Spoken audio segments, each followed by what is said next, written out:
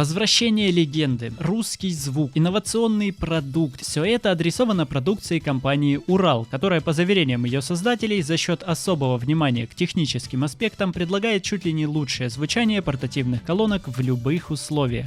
По такому случаю мы решили проверить в действии мобильную колонку Урал GR007 и компактную версию GR001, которые относятся к одной линейке под названием Гагарин, ну и сверить рекламные слоганы с реальностью.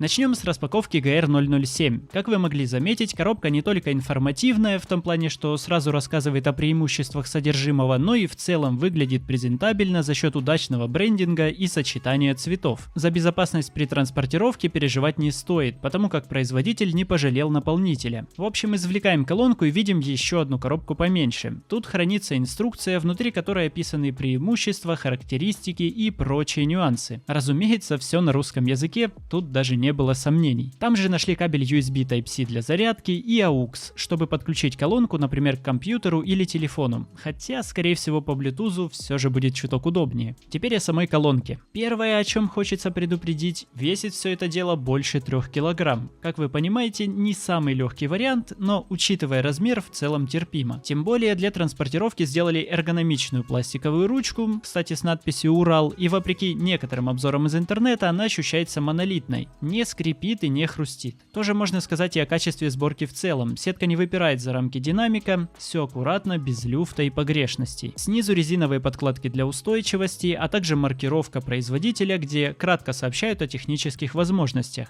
Так, например, отсюда мы можем узнать о наличии FM-радио, возможности подключения USB накопителей и синхронизации по Bluetooth. И там же пишут об аккумуляторе на 5000 мАч, за счет которого на средней громкости устройство проработает около 11 часов. Ну и раз уж заговорили о характеристиках, вот полный список, можете поставить на паузу и ознакомиться подробнее.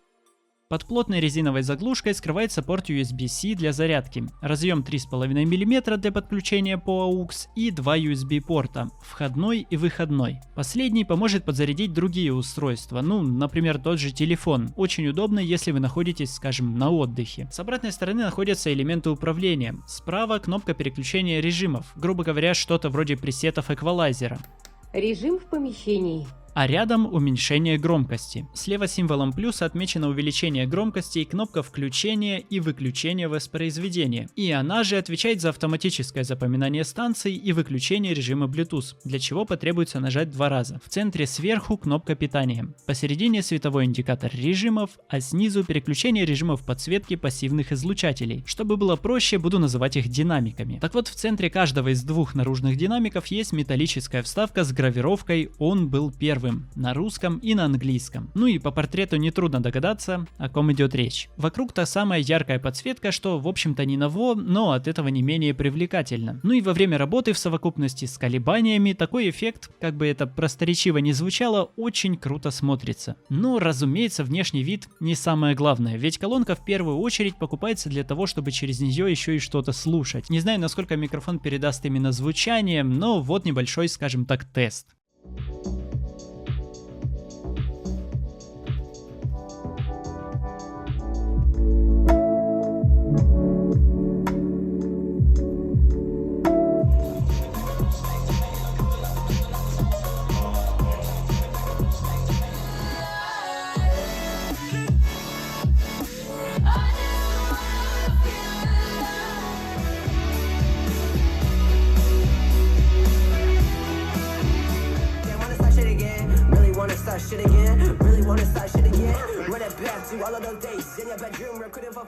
По итогу могу сказать, что звук достаточно громкий и объемный. Кроме Алисы мне сравнивать, конечно, не с чем, но все же результатом более чем доволен. Могу лишь отметить, что даже на самом низком значении громкость запуска и выключения будто бы выкручена на максимум, поэтому уж совсем тихо послушать не получится. Это, наверное, единственный, так сказать, минус, но опять же все зависит от того, зачем вам нужна именно такая колонка. Вряд ли ее покупают, чтобы слушать что-то тихонько.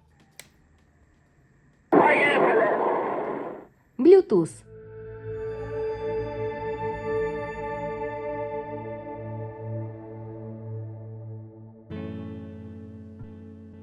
Ну и теперь поговорим о втором, миниатюрном варианте Gagarin GR001. Если вы думаете, что я начну с колонки, нет. Зацените, как выглядит и открывается коробка. Честно сказать, если бы я получил такой подарок, то точно бы обрадовался. Как минимум внешне, довольно премиально и презентабельно. А что по самой колонке, характеристики уже на вашем экране. Как и в прошлый раз, можете поставить на паузу и изучить. Внешний дизайн схож с GR007, только вместо ручки тут есть два шнурка. По размеру колонка похожа на пол-литровую жестяную банку, а вот по весу чуть тяжелее. По качеству сборки и материалам вопросов опять же нет, ничего не торчит и не выпирает. Навигация простая, с одной стороны регулировка громкости и световой индикатор, который сообщит о подключении к устройствам, а справа изменение режимов звучания и переключение на Bluetooth или радио. Ну и в центре кнопка питания. Bluetooth. Портрет Гагарина на динамиках тоже есть, но сама металлическая вставка уже матовая и не так переливается, а вместо гравировки рисунок. В целом это никак не вредит эстетическим ощущениям. По комплектации все то же самое. В небольшой коробке обнаружили аккуратно сложенный лист с инструкцией и два кабеля USB и AUX. Ну и теперь давайте тоже послушаем, как все это звучит.